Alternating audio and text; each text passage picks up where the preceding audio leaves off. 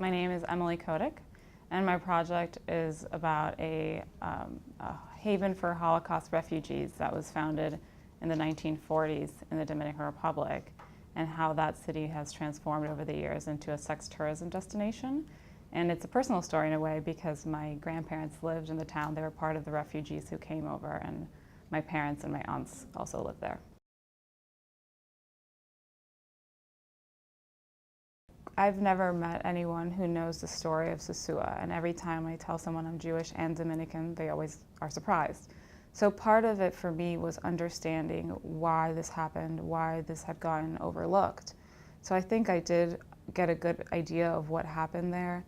And part of the story why I wanted to write it is because I think it's so important, not only to me, but just the idea that this community was established to save hundreds of people. I really wanted people to know about that because I think it's a really fascinating story. Something never made sense to me because I was always told that Sosua was a paradise in the 40s. Obviously, people came and they were fleeing, they left behind family members, they left everything behind, and they went to this jungle-like land in the Dominican Republic, somewhere they had never been before. Some people had never even heard of the country before, and they were safe there.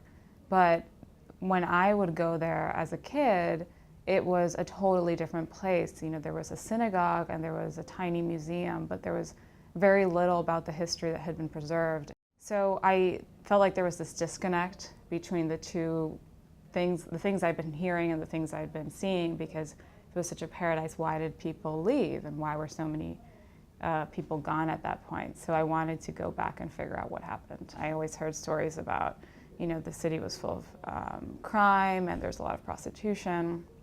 And actually what I uncovered is that it was a lot more complicated than that. But in terms of what happened there, where a government partnered, it was actually an American organization that worked to get the refugees from Europe into the Dominican Republic, that was extremely unique. And the fact that it was an agricultural community was very unique. But in the end, I think it was these conditions where people just left, and the ones who had a hard time, why would they want to remember these things that were bad? The country's dictator at the time offered to take in 100,000 refugees.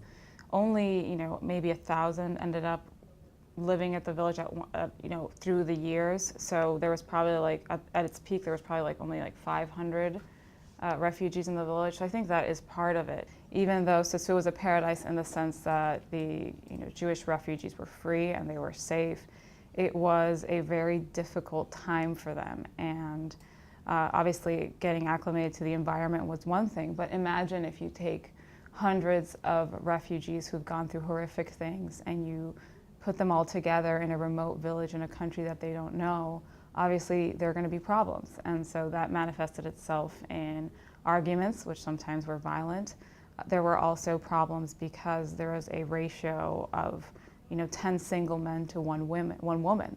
So it was very difficult for men to find spouses. They were all single at the time, and this manifested itself in a lot of affairs, a lot of swinging, and the Jews also visited prostitutes.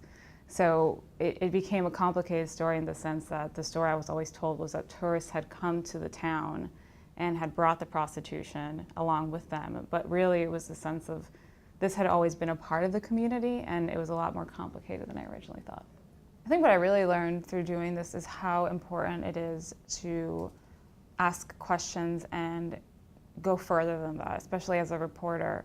I was told this story my entire life, and even though I listened to what I heard, I also went beyond that and tried to look for evidence and to look for documents, primary sources that were from the period, so that I could really try to find the truth about what happened, or at least get closer to it, right? Documents can lie too.